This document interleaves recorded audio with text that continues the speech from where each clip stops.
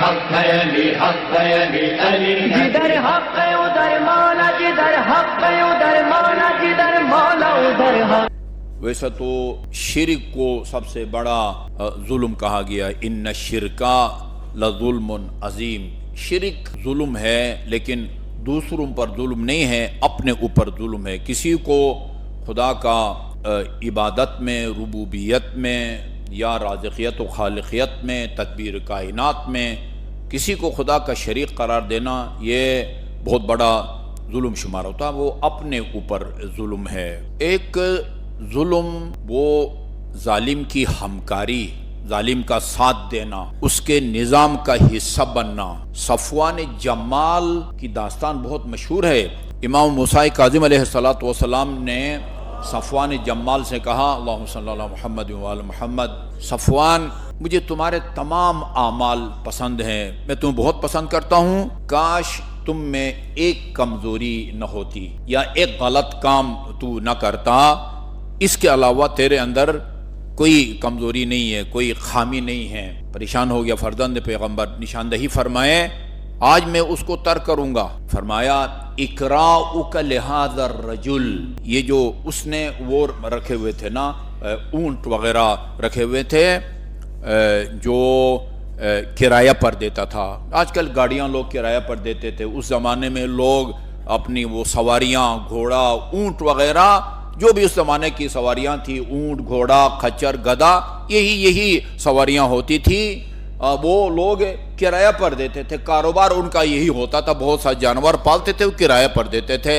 اقراؤک لہذا الرجل، یہ اس رجل کو یعنی خلیفہ وقت کو جو تم اپنے جانور کرایہ پر دیتے ہو، یہ عمل مجھے پسند نہیں ہے۔ جی اس کو کرایہ پر دیتا تھا، اسے کرایہ وصول کرتا تھا۔ تو عرض کیا فرزند پیغمبر میں اس کو مفت میں اس کی مدد نہیں کرتا، یا کسی پر ظلم کے لیے جا رہا ہو اور میں نے اس کو کرایہ پر دیا ہو، ایسے ہی لاہ و لعب شکار کے لیے جا رہا ہو، نہیں، وہ جب سفر حج پر جاتا ہے تو میں اپنا جانور اس کو کرایہ پر دیتا ہوں اور واپسی پر وہ مجھے اس کا کرایہ ادا کرتا، پیمنٹ کرتا ہے۔ فرمایا تیرے دل میں یہ خواہش ہوتی ہے کہ جب تک یہ میری سواری اونٹ کا کرایہ مجھے واپس نہ کرے اس وقت تک یہ زندہ رہے۔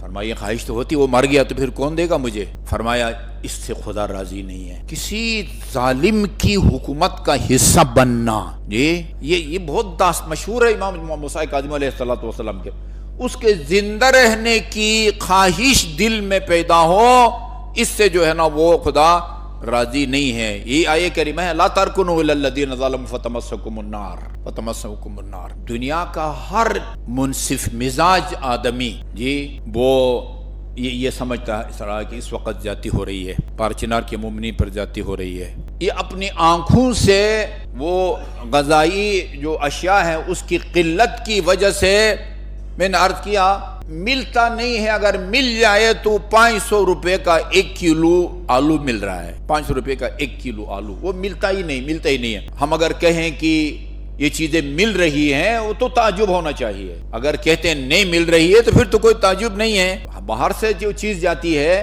جو اندر کی پیداوار ہے، وہ کب تک آخر وہ لوگوں کے لیے کافی ہوگا؟ ہر چیز ختم ہے۔ بنیادی انسان کو زندہ رہنے کے لیے جن چیزوں کی ضرورت ہوتی ہے وہ کمیاب ہے یا نایاب ہے، اور آہستہ آہستہ ہر چیز ختم ہو جائے گی، اور ہر چیز کے ختم ہونے کا جو انجام ہے اس انجام تک ان کو پہنچانے کے لیے یہ سارا کام ہو رہا ہے۔ یہ تو ہر عقل مند اس چیز کو سمجھتا ہے۔ ایک سادہ، بہت ہی سادہ بلکہ نادان آدمی یہ کہہ سکتا ہے کہ اچھی تجویز ہے حکومت کی، دونوں غیر مسلح ہوں تو قصہ ہی ختم ہو جائے، اسلحہ ہو تو چلتا ہے، نہ ہو تو کہاں سے چلے گا؟ لیکن یہ سب کو پتہ ہے کہ اگر اسلحہ جمع کرایا تو ایک جو ہے نا وہ چھری چاقو بھی ان کو جو ہے نا کوئی نہیں ملے گا بعد میں، لیکن جو ان کو مار رہے ہیں وہ اگر جمع کرائیں گے، ہر طرف سے ان کو پہلے سے زیادہ اسلحہ فراہم ہوگا، انہی علاقوں سے فراہم ہوگا۔ جی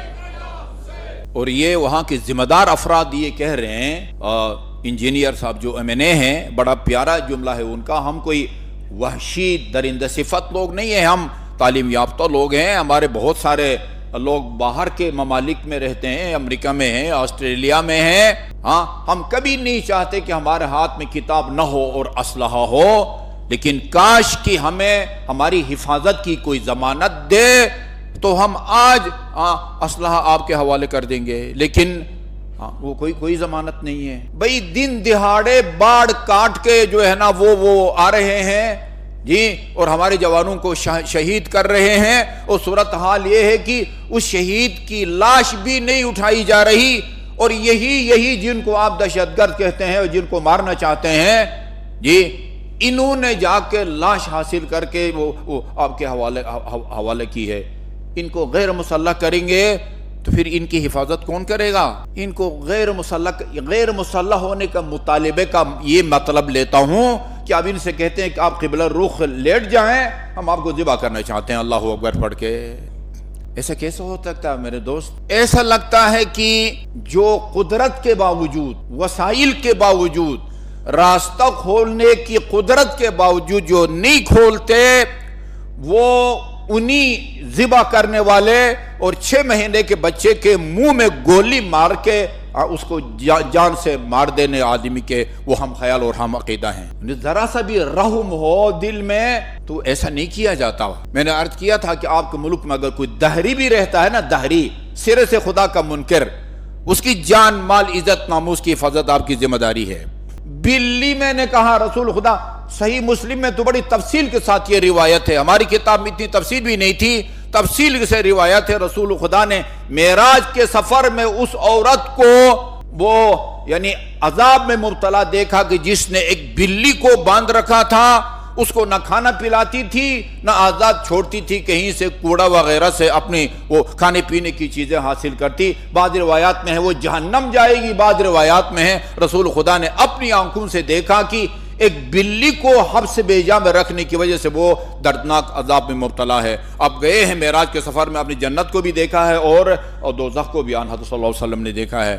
یہی کام آپ نہیں کر رہے یار؟ کم از کم اوروں کے بارے میں تو ہم اس نتیجے پر پہنچنے پر مجبور ہو سکتے ہیں، لیکن ہمارے وزیر داخلہ کم از کم وہ تو اس عقیدے کے نہیں ہیں، وہ تو نہیں چاہیں گے کہ اس طرح کے معصوم بچے وہ اہل بیت اطہار علیہ السلام کے وہ ماننے والے اس طرح بے دردی سے اور ابتدائی آکسیجن نہ ملنے کی وجہ سے وہ مر جائیں۔ آپ اگر کوئی رول ادا نہیں کر سکتے نا، امام حسین نے عصر عاشور اشقیاء کے سامنے کھڑے ہو گئے خطبہ دیا تھا، اس میں اپنا تعارف کرایا تھا، یہ امامہ جو میرے ساتھ پر ہے یہ میرے نانے کا امامہ نہیں ہے، یہ تلوار جو میں نے آویزان کر رکھی ہے یہ میرے نانا کی تلوار نہیں ہے۔ کہاں بھلا؟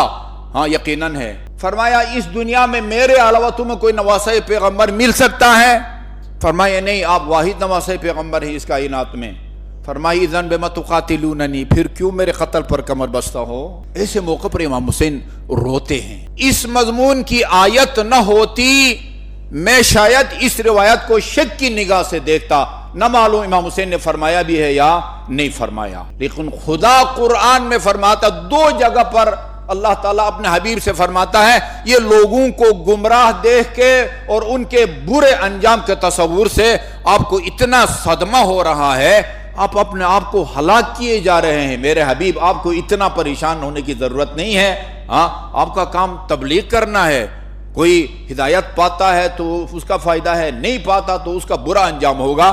طٰہٰ مَا أَنزَلْنَا عَلَيْكَ الْقُرْآنَ لِتَشْقَىٰ، یہ قرآن ہم نے آپ پر اس لیے نازل نہیں کیا ہم اتنی مشقت برداشت کریں۔ یہ آیت خدا دلاسا دلا رہا ہے رسول خدا کو، ان گمراہوں کی گمراہی کو دیکھ کر آپ کو اتنا پریشان نہیں ہونا چاہیے کہ آپ کی جان کو خطر لاحق ہو۔ امام حسین ایسے موقع پر رو پڑے، اشقیاء کے سامنے میدان کربلا میں امام حسین رو پڑے۔ کسی نے کہا کہ فرزند پیغمبر ایسے حساس موقع پر یہ کوئی رونے کا مقام نہیں ہے، کیوں رو رہے ہیں؟ وہ کسی شہید کی شہادت یاد آ گئی، علمدار کی، ہمشکر پیغمبر کی، قاسم کی، اصحاب کی۔ فرمایا نہیں، یہ جملہ یاد رکھیں میرے مسلمان بھائیوں، جہاں جا بھی ہمارا اب کی لہؤلاء القوم الذین یدخلون النار بسببی، یہ لوگ جو میرے خون کے پیاسے ہیں اور مجھے شہید کر کے جہنم میں جائیں گے، میں ان کے انجام کا تصور کر کے رو رہا ہوں۔ یہ عجیب روایت ہے، خطبہ ہے، اس لیے میں نے کہا اگر یہ آیت نہ ہوتی نا تو شاید کوئی شک کر سکتا تھا کہ پتہ نہیں امام حسین نے فرمایا ہوگا یا نہیں فرمایا۔ اس سے زیادہ رسول خدا کا فرمان ہے، اللہ کا فرمان، لعلک باخع نفسک، آپ اپنے آپ کو ہلاک کیے جا رہے ہیں۔ ہمیں درد ہے، ہمدردی ہے ان لوگوں سے جو راستہ کھول سکتے ہیں لیکن نہیں کھولتے، جو برا انجام ان کا ہوگا قدرت کی طرف سے۔ یہ میں روایت پڑھ کے آ رہا ہوں، یا عذاب خود ظالم پر نازل ہوتا ہے یا اس کی اولاد پر یا اولاد کی اولاد پر، اللہ کے ہاں دیر ہے اندھیر نہیں ہے، یہ آپ یاد رکھیں۔ اگر آپ مدد نہیں کر سکتے نا تو پھر آپ کی عافیت اسی میں ہے کہ آپ فوراً وہ سبکدوش ہو جائیں، استعفیٰ دے دیں، تاکہ کم از کم کچھ مدد نہیں کر سکتے تو شریک جرم تو نہ ہو۔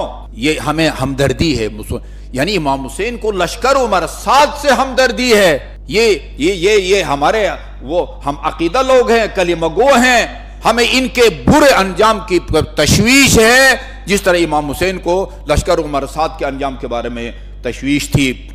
اور میں آخر میں آپ حضرات کی خدمت میں عرض کروں گا، ملک کے طول و عرض میں ان مظلوم کی حمایت میں وہ جو ہے وہ دھرنے دیے جا رہے ہیں اور کچھ نہیں کر سکتے، تو جو ہمارے بس میں ہے ان کی مدد کے حوالے سے اس میں ہمیں کوتاہی نہیں کرنی چاہیے۔ مالی امداد اپنی حیثیت کے مطابق ہماری اس میں بس میں ہے، اس طرح کے پروگرامی شرکت کر کے ان کے ساتھ یکجہتی کا، مظلوم سے ہمدردی اور ظالم سے نفرت کا اظہار، یہ امیر المومنین نے اپنی اولاد کو بطور وصیت فرمائی ہے، جی اکون للظالم خصما وللمظلوم اونا، میں تم وصیت کرتا ہوں بیٹے حسن بیٹے حسین، زندگی میں ہمیشہ وہ مظلوم کا حامی و مددگار اور ظالم کا کے صف مقابل میں تم نے کھڑا ہونا ہے۔